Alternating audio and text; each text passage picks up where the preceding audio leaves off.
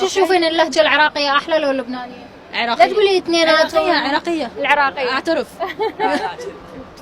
لا لبنانية احلى. لا انا بحب كيف بيحكوا العراقية، هيك بيحكوا بيكون اللغة تبعهم ثقيلة. لبنان هيك فاهيين اللبناني. انا ما لهجة دسمة. شلون؟ اللهجة دسمة. اللهجة؟ دسمة دسمة ايه. مال زين. تجذبه يعني. اي صحيح. في شيء غريب باللهجة.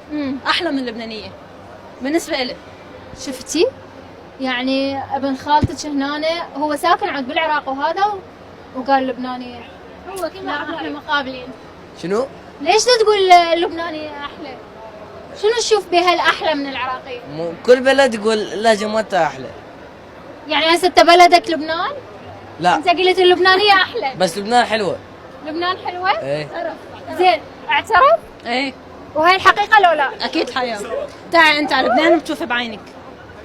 شو هاي بقلبك علي شو اختلفتي على الموضوع؟ هسه وانت قلتي اللهجة العراقية احلى. لا عم بقول انه حلو لبنان كمان. هي اكيد حلوة لبنان وكل احنا ان شاء الله يعني اخوة. بس عم بقول لك عن اللهجة العراقية العراقية انه فيها هيك تقل بالحكي. اي صح. يعني ما بقى هيك بحسها يعني لبناني انه هيك شو بك يا زلمة.